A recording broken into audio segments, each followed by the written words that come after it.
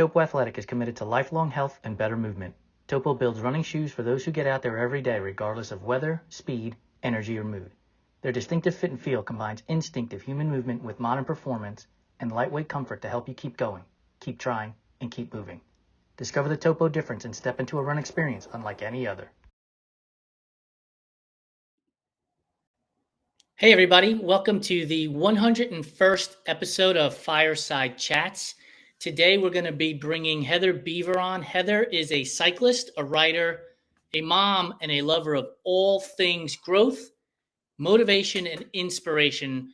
Heather was featured in our November-December issue of our magazine. If you've read the article, you'll recognize the name. But I'm super excited to bring her on. I've learned so much from her in our handful of conversations that we've had so far, and she's going to be a great guest. So let me bring Heather forward, and we'll get started. Hey, Heather, welcome to our 101st episode of our Fireside Chats. Thanks for joining me today. Hey, Jason, how are you? I am fantastic. Please forgive me. I'm trying to make sure that we're able to get all of this technology working. We are live now on X, LinkedIn, Facebook, Instagram, and YouTube. So for those of you, wherever you're watching us, please be sure to comment or ask questions as we're going through our conversation with Heather, which I want to take us to the very first time you and I chatted. I didn't know anything about you, and I wanted to get to know you a little bit. And you told me that in 2019, we connected on this, the idea that we both had quit drinking. I was a little bit before 2019, but and what you said to me was you were able to see life more clearly. And I'd love for you to talk a little bit about that and how quitting drinking gave you that vision, that clearer vision, I should say. Thanks. Well, drinking sort of crept up on me, which, I think it does for a lot of people, but trying to deal with the stress of everyday life. And I have twins who are in school, one of whom had some struggles. He has a learning disability. And so trying to sort of cope with day-to-day stuff, my drinking crept up over the years, and to the point where I realized, wow, I really don't feel good. I feel like I'm starting to use this as a way to kind of manage my stress level, which was, using an addictive substance to manage stress is probably not the best way to go about it. So I knew that I wanted to change something. I knew I wanted to feel better. I knew I wanted to be more present to my kids and more present to myself. So it took me probably, I would say, 3 years. I would do dry January. I would quit for periods of time. And then finally, once I turned 50, because I turned 50 in 2019, I said, that's it. This is not what I want for myself going forward. And I was able to make it stick. So, and I don't miss it at all. It does force you to confront a lot of the things that you have kind of been avoiding by saying, it was a stressful day. I don't feel like thinking about that anymore. I'll go pour myself a glass of wine. And when you don't drink, you got to figure out, okay, well, how am I going to deal with this? So it's forced me to find a lot of different things.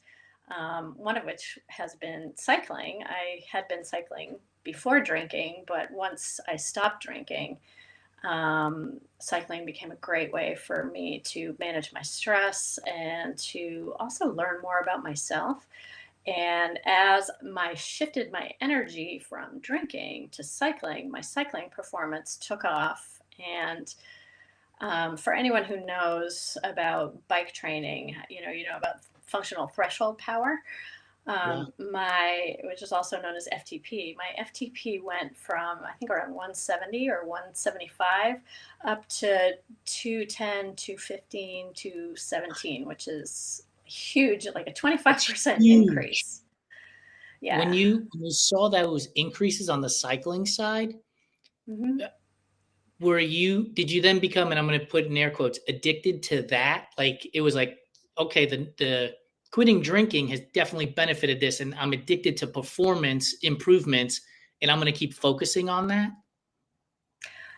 Um, no, it wasn't necessarily performance. What I always loved about cycling was how strong I feel on the bike, and I feel most myself when I'm riding my bike. I feel most connected to myself. So I wouldn't say I got addicted to performance, although it's always really nice to, to get a good race result or get, improve your training in some way and get stronger. But um, it was validating in that it connected me more to myself when drinking had progressively disconnected me from myself. Makes sense. So Yeah. it was self-fulfilling in that way, or self-sustaining, I guess. So if you feel more like yourself on the bike and now you're no longer drinking, like clarity in the moment when you're riding your bike, were you like just problem solving life's issues constantly while you were out there? All of a sudden, it was like coming at you.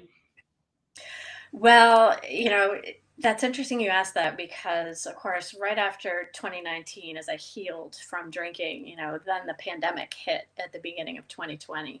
And I was on my bike all the time during the pandemic, as a way to get out of the house because we were all packed into the house. And I was like, just get me out of here and, give me some space to think. So, yeah, it did help.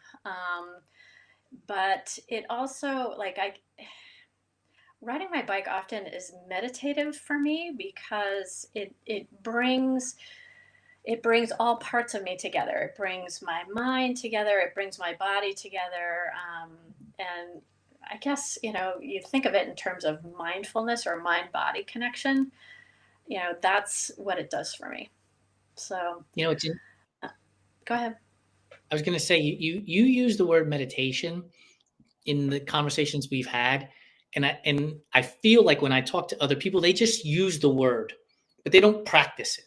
But you practice it, and when we were in the green room, we were talking that you had just gone on a yoga meditation retreat, and I'm Mhm. fascinated by this because it's not something I've ever done. I don't know that I would ever do it, but I'd love to learn more about it. Like when you go on this yoga meditative retreat, what's it like? What do you hope to get out of it, and what do you get out of it? Yeah, it was not yoga. I did some yoga on the side while I was there to help, I guess, keep myself aligned, mind, body. But it was just a meditation retreat. It was 5 days, and it was silent. So once you arrive and you check in and you have your first meal, and you go to the first meditation session, which started, I think, at 7 p.m. at night. Then the silence lasts until the last day, and it's broken at the last meal. And this is run by the retreat was run by the local meditation center that I practice at, and it there are a couple of monks from Thailand, from the forests of Thailand, who teach this particular kind of meditation. So there were three monks who were leading this, and only one of them spoke English very well. So they would give instructions and talks in between the meditation sessions, and some of them would be in Thai and then translated into English. But it's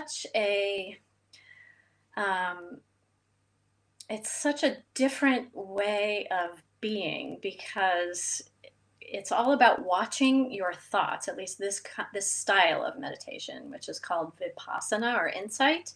So you sit and you allow whatever's happening in your brain to happen, and you just watch it. So you watch your brain sort of think about, I feel like having chips, or I feel, I wonder if so and so is mad at me from something I said the other day, or, whatever is coming up. But you don't attach any meaning to it, and you just watch it, and you realize that thoughts just come and go all day long, and they don't necessarily mean anything. Like, they'll stick to you if you think it's interesting, or if you think something hurtful, and then you kind of get upset about it or worried about it. So it's been such a really interesting practice in terms of my cycling, because it's made what I've always struggled with is mindset and speaking constructively to myself when I am in the middle of a difficult effort. And my tendency in the past had always been to kind of, give up or say, oh, this is too hard, or is it worth it, or I can't do this. And with the meditation, I'm very much getting a sense by watching my thoughts of saying, oh, this thought came up. How did I feel about that? Or what did that, did that energize me, or did that really crush my motivation? So I'm able to take these principles from meditation and really apply them when I'm trying to accomplish something on my bike. So when you're engaging in this meditative practice and watching your thoughts when you're on the bike, does it tend to happen mostly in a hard area or while you're coasting? Like, when does it seem to happen the most? It definitely happens when I'm being pushed to my limits. And that could be on a group ride if I'm with people who are stronger than me and I've really got to give everything I have just to hold on to those wheels and not get dropped. Or it happens when I'm on a really tough hill climb. It happened to me on Mount Washington last year when there was some really bad weather, and I it was a huge struggle, and I would like to say that I won against my thoughts, but I didn't, because I was so terrified of being blown off the mountain, and I could not. I couldn't get past those thoughts, and perhaps that was a good thing, because it kept me safe, um, but it was disappointing, and then it was hard to manage thoughts of that disappointment afterwards. But again, the meditation practice teaches you that they're just thoughts. The meditation practice, we kind of jumped forward, so I want to rewind for a second. Were you practicing meditation when you had the breast cancer scare? Was that part of your process in life at that point already? Yes, definitely. I've been practicing meditation probably for, I would say, 7 or 8 years. But it's only in the last couple of years that I have found this meditation center and started going regularly and started to develop a daily morning meditation practice. But it was definitely a big part of my life when I had a bad mammogram and it turned out to be breast cancer. I think that was December of 2020. Um, because, well, also partly to deal with the treatment, to deal with the surgery, to deal with all the MRIs, to deal with, all of the scans and trying to wait for news. Because meditation can help you calm your body, and feelings and emotions actually are energy. So by calming the body, you calm the energy, and it in turn calms your thinking. So, so it helped a great deal, actually.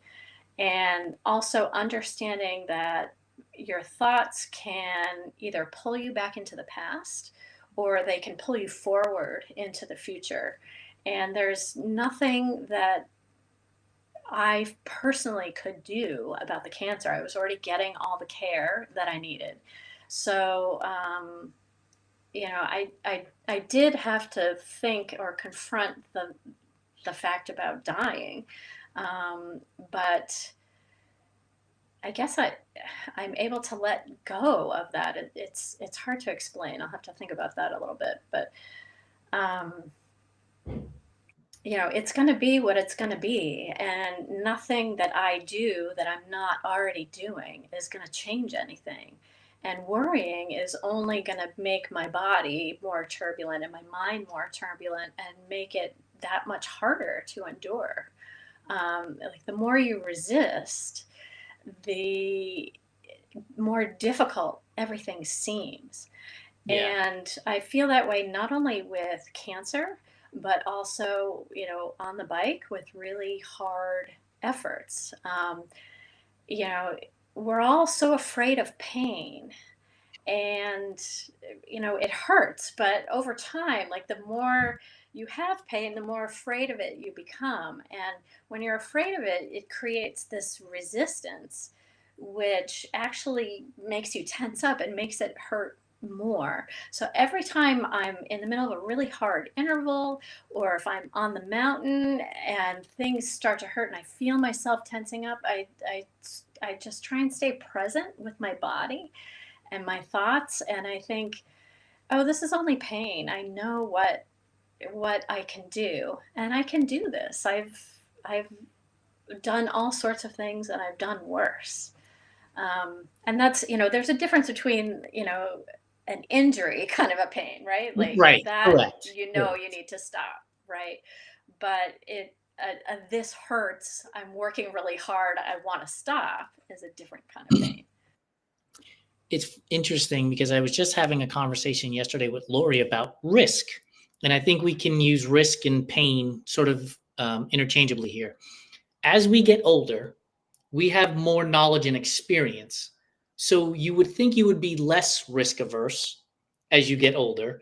And so, as a cyclist, as an endurance athlete, as you go through these sports and you've done the hard things, you would think you would say to yourself, well, I've done the hard things. I can continue to do the hard things or do harder things. But the opposite tends to happen.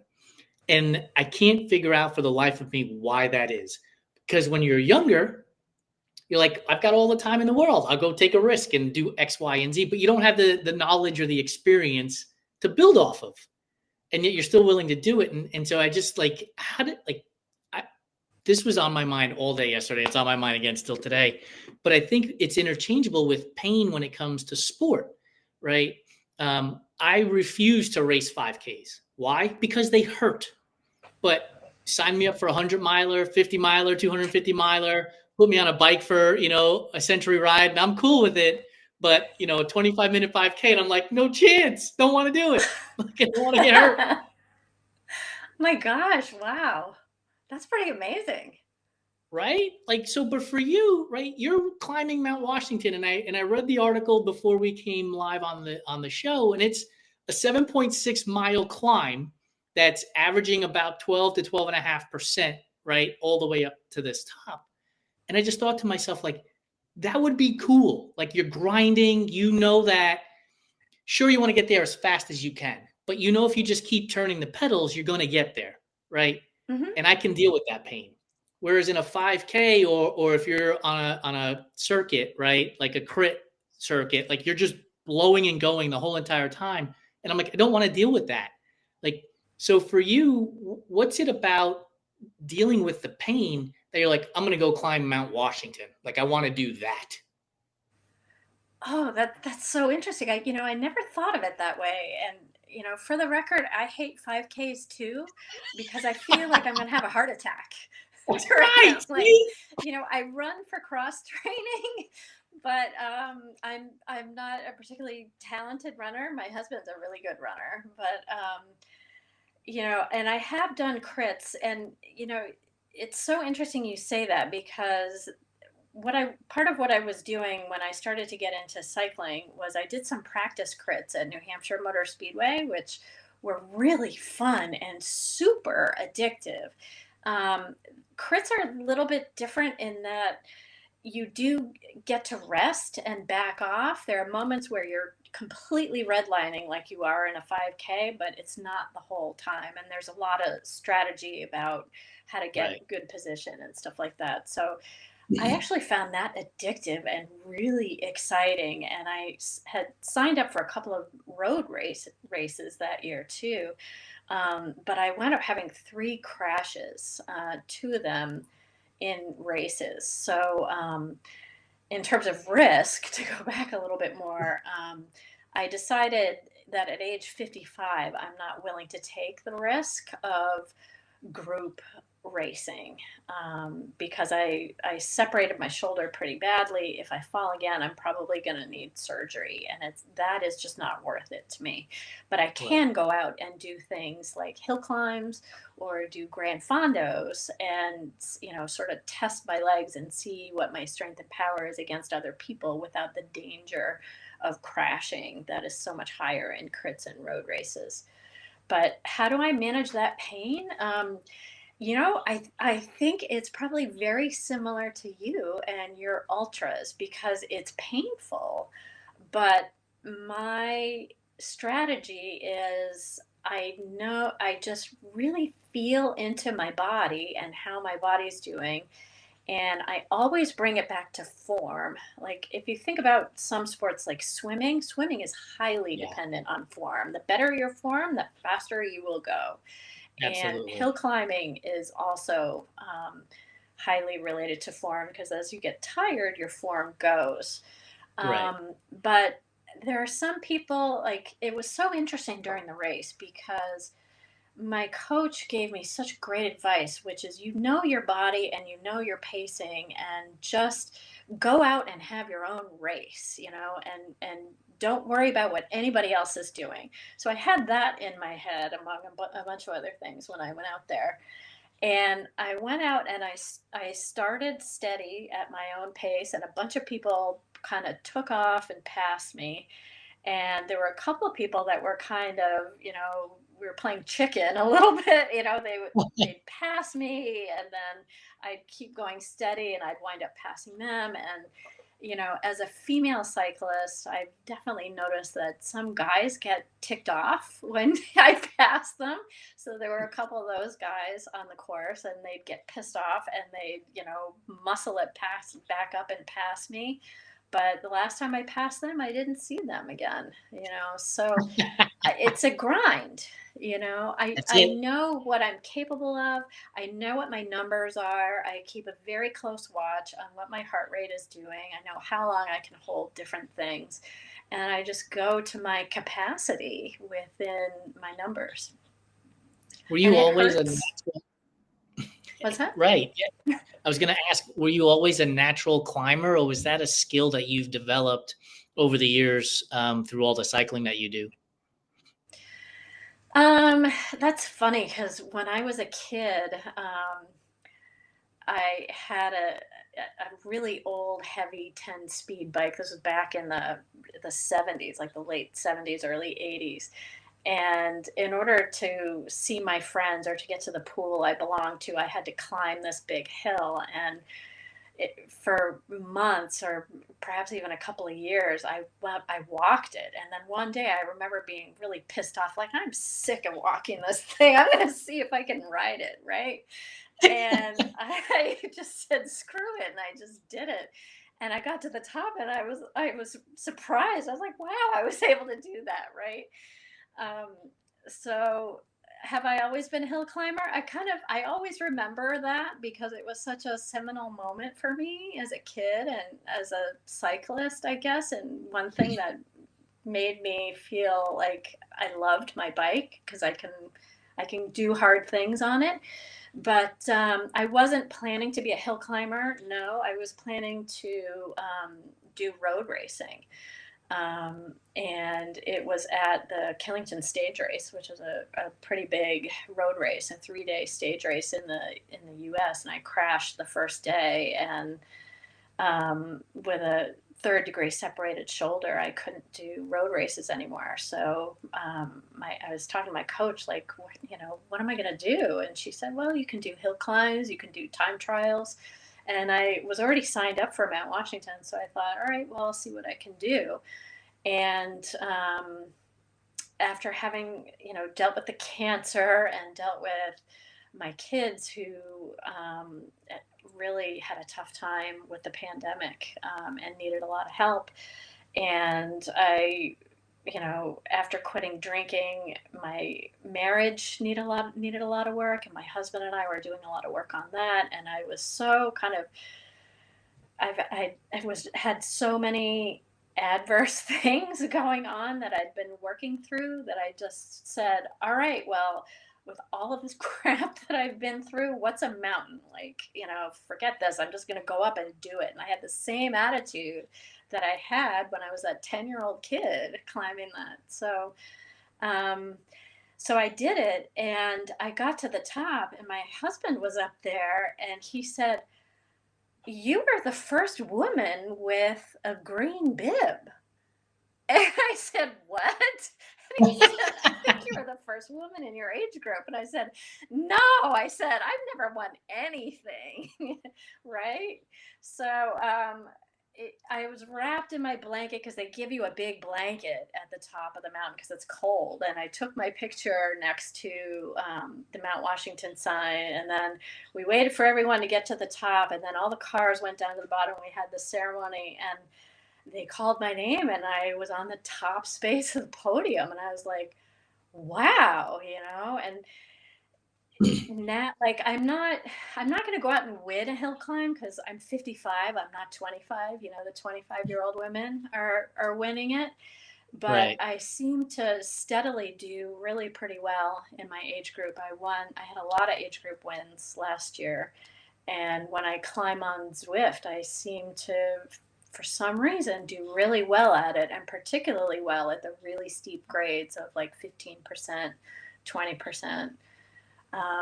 And I've always known I was strong, but I guess this is how the my body is able to apply that strength really efficiently. So Did winning your age group at Mount Washington put pressure on you to perform when you went back out on the bike at different events? Or are you capable of compartmentalizing that because you go through, you meditate? And I will tell you, like, one of the things I love talking about you is I learn more about myself mentally when I talk to you about putting things in their proper places. And so I wonder, for you, for yourself, if winning your age group put pressure on you and you're able to compartmentalize it because you do practice these meditation and these techniques to help put things in their proper places. And how do you react to winning and going out again for the next events? right. The biggest thing I'll say about that is that it's a practice, because when you win something, it activates your ego. So your ego wants to keep winning, right? Right. So winning feels good. And I was signed up for Mount Washington again last year, but it didn't happen because of weather. But last year I was I was really struggling with my mental state, because there were people signed up in my age group that I knew were really strong, and that I would have a tough time beating, or even coming close to, for some of them. And I thought to myself, oh gosh, do I really want to go out here and do this against these people, because I'm going to get shown up, right? But so I had to kind of go back to, what is my why?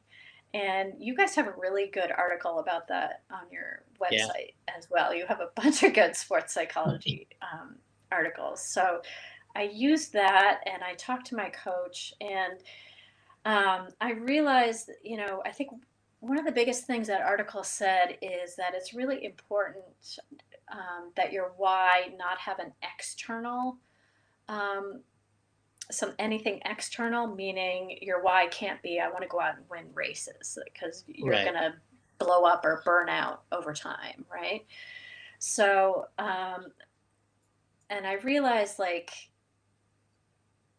beating people is not what motivates me anyway. Like, I've always been much more of a team player. Like in high school, I loved team sports, and I loved seeing what I could contribute to the team so that we could, as a group, win something.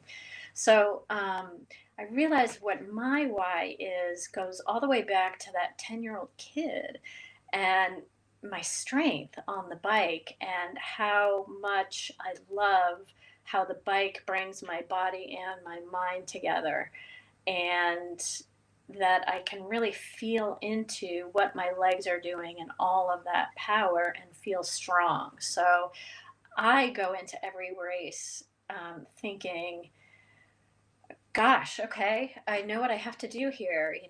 What am I going to be able to do? Am I going to be able to do better than I did last year? Am I going to be able to manage, for instance, if there's bad weather this year on Mount Washington, how am I going to be able to handle that mentally? Am I going to feel like I made any progress with my mental state over that? Are my legs stronger this year? You know, um, there are so many interesting things about racing that are not related to winning. So I always try to approach it with, I've done all the work, let's see what happens. Let's see what we get today. Proportionally, do you do as much mental fitness work as you do physical fitness work? And I say that in this way. I used to ride with a guy, and we would always comment to each other that the hardest muscle to train is the one that lies 6 inches between your ears. And if you can train that muscle, then almost everything else will fall into place. But oftentimes people are looking for that external validation. And when it doesn't show up, it's debilitating. And so the question I am asking of you is, do you spend as much time proportionally, right? Because if you go out for a 6-hour bike ride, maybe you're not sitting at home mentally training for 6 hours, but proportionally training the mental aspect of your training regimens?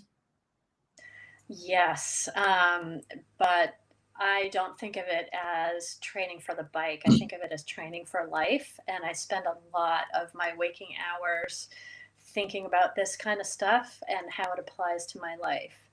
Um, One of the reasons why quitting drinking and then adding meditation has been so beneficial for me is that I have spent most of my adult life being pretty chronically depressed and not really understanding why. So, trying to understand my mind has always been really important to me as a way to heal myself.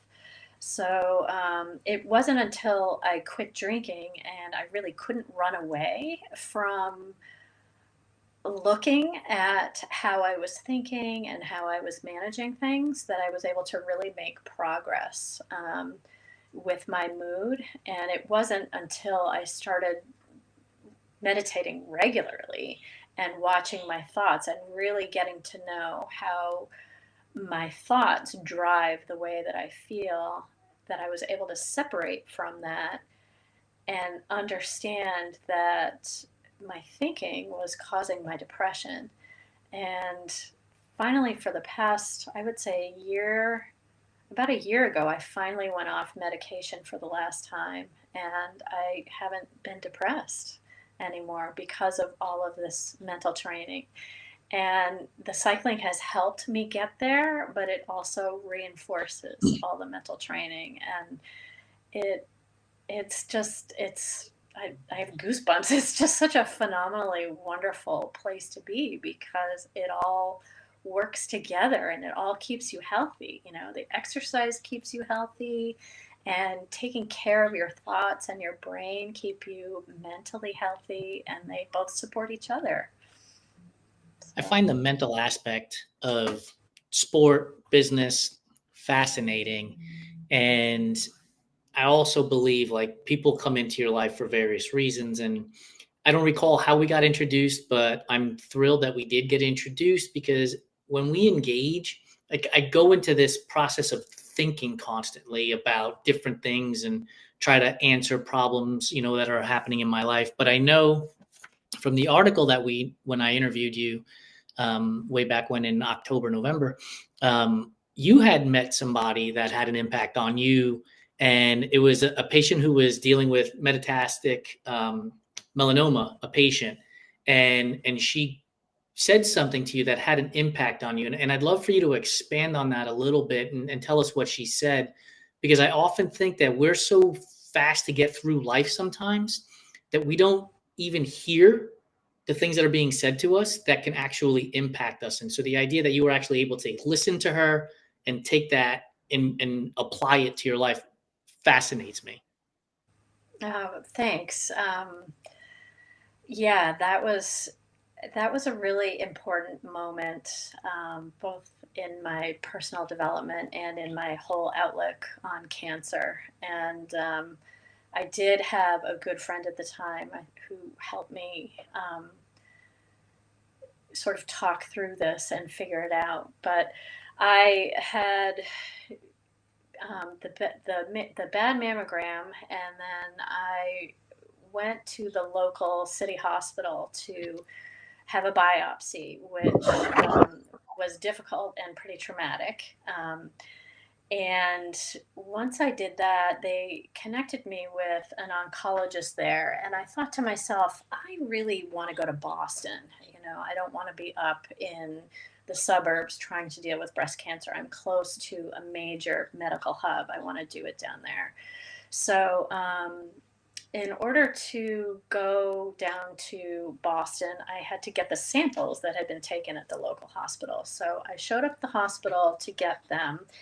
And this woman was there to take me to the lab. It was sort of an out of the way place down a series of hallways that I wouldn't have been able to find on my own. So she said, "Oh, I'll take you. I'm an ambassador or whatever." So I said, "Thanks." And she said, "So my name is," and I can't unfortunately remember what her name was, but she introduced herself and she asked about me, and she said, "Are you here for cancer?" And I said, "Yeah, I was diagnosed with an early form of breast cancer." And she introduced herself and she said, "I have stage 4 metastatic melanoma." And my heart immediately dropped, and I said, "Oh my gosh, I'm so sorry." And she said, "Oh, it's, no worries. I'm doing fine." And so I thought about that as we walked, and I said, "Well, how are you doing fine with this?" And she said, "Well, it's not anything that's going to stop me." She said, I'm just like you. I am just like this person. I'm just like the next person. I'm just somebody who has a few more doctor's appointments than other people." And I thought to myself, wow, this was like a really advanced Zen master, right? She has it all figured Right. out, right? But I was feeling so wounded and like a victim myself, like trying to figure out, how do I get past this? But her point of view, it was that we are all the same, and these bad things happen to everybody, but everybody's Yeah. bad thing is just a little bit different, and it doesn't affect day-to-day life unless you make it that way. So again, it comes back to your thoughts. If you think about this as, "Oh, my life is over. I am a breast cancer patient. I'm, an invalid," or "I am," whatever you're going to tell yourself about it, that's going to determine how you are going to be in the world. And the way she wanted to be in the world was the way she had always been. She's like, "So I have a few more doctor's appointments than everybody else." And I thought, okay, this was here for a reason, because this is exactly the way I want to be too. Yeah. And Perspective is everything. yeah, and I got really super lucky in that my cancer was treatable with just surgery, right? I mean, I could have really had to go through a lot of suffering. So I'm really grateful that I did not. But I do have a permanent oncologist, and I do get regular scans. And actually, just last month, I was diagnosed with a skin cancer, and now I need to get surgery on that. So, but it's just another doctor's appointment. It's not anything that's going to interfere with my day-to-day life or make anything different unless I choose to make it anything different. Right. Well, thank you so much for your time. We're going to jump into our rapid fire questions. But before we do, I can't thank you enough for sitting here today, but then our previous conversation for the magazine and the thoughts that you share on Threads. For those of you who are watching on Instagram and have a Threads account, make sure you follow Heather. It is SERIF224. Do I have that correct? That's right. Follow Heather, because her comments are very thoughtful, and they at least make me think, and I appreciate you for doing that. I know a lot of people are like, well, I go to social media not to think. Yeah, well, I want to think, and you always make me do that. So I appreciate that. And thank you for your time. So are you ready for our rapid fire questions? Let's go. So Ohm's not here, but this is obviously the question we ask everybody. Pineapple on pizza, yay or nay? Nay. Fantastic. No Oreos. If you're eating Oreos, are you going old school classic, double stuff, or that new thing that they call Thins, which is nothing but a cracker? Oh my God, why would you bother? All old school all the way. Licorice, red licorice or black licorice or no licorice at all? Definitely not black licorice. Like, just pitch that in a can right now. Red licorice, like, I guess if it's there, but there's so many better things to eat. Easter just passed. Peeps are a big thing. So Peeps, are they a real candy or are they nothing more than dust covered with like glitter, colorful glitter? Definitely dust covered with covered with glitter. I I don't went to understand how a they still peep sell these frosting things. party once at a new job. Like the first day I started, it was right around Easter, and they said, "Oh, we're gonna have a peep frosting party." And I was like, "Who are you people? I don't know." Some We people went. love There's a them. donut. There's a donut shop up here in Seattle called Top Pot. And we went there last week, and they're selling a chocolate donut with a peep stuffed in the middle, which I clearly did not order. Just give me the regular powdered sugar donut. I'm good. Candy corn. Is candy corn a real candy, or is it earwax doused in sugar? Definitely earwax. Not my I fave. love this. We're hitting home runs today. Creamy or crunchy peanut butter, or nut butter if you have allergies. Oh. No, I do both. I think they both have their merits in different places. I love crunchy peanut butter and oatmeal, but I love smooth peanut butter like on bread. When you make a PB and J, are you putting the peanut butter and jelly on the same side and then smashing them, or do you put PB on one side and J on the other and then smash the two slices together? I put the PB down and then I put the J right over it and then the bread. How do you slice the sandwich? Are you going 2 rectangles, 4 squares, or 4 triangles?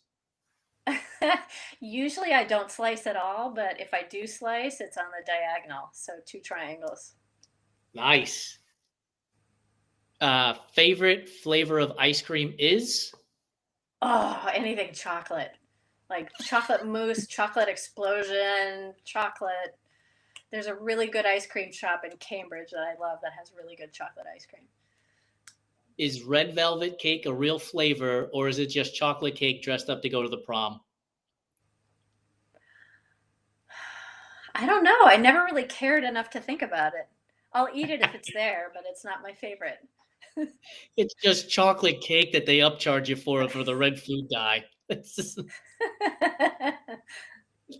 Which, by the way, you now have a mirror or a window into my brain on how I think about things. Like I'm thinking about red velvet cake all the time. Is a hot dog a taco or a sandwich? Wow, that's random. Um, I guess a sandwich. I think it's closer to a hoagie than it is a taco. Chocolate chip cookie or oatmeal raisin cookie? Oh, chocolate chip, man. Definitely. Are you Eat just your oatmeal in the anti-raisin? bowl. Yeah, I mean, oatmeal raisin's good, but chocolate chip's better. Pumpkin spice or apple cider? Ugh, apple cider. Pumpkin spice, nothing. You can only eat one type of food for the rest of your life, meaning savory or sweet. Which are you choosing? Savory. Tuna salad, egg salad, or potato salad? Potato salad. After a century bike ride, potato salad, man. I like it. All right. So you're about to get blasted off into Mars. You're going to go hang out with Matt Damon. You're only going to eat sweet potatoes for the rest of your life on Mars. What's the last meal you're eating? Oh, before the sweet potatoes? before you go up? What's the last meal I'm eating? Probably a really good steak, but it would have to be with a regular potato, like a russet potato, and not a sweet potato, right? So I'd You eat can my have sweet russet potatoes for potato the and rest of say, your life. goodbye, russet potato. So I asked this question to Jennifer Comfort months ago, and it's by far the greatest answer to any question I've ever asked in a fireside chat. Her response was wheat thins. Like, of all the things you can eat in life, wheat thins was the last thing she would eat. You know, one of my kids would probably answer that too. He's like addicted to them. There's all these things. You can have red velvet cake. Yeah. Well, it would probably be ice cream, but I don't think that would fill me up or give me enough nutrients. Heather, thank you so much for your time. I really appreciate you chatting with me for these last 45 minutes. Check out Heather's Instagram feed and her Threads feed, SERIF224, and she is in.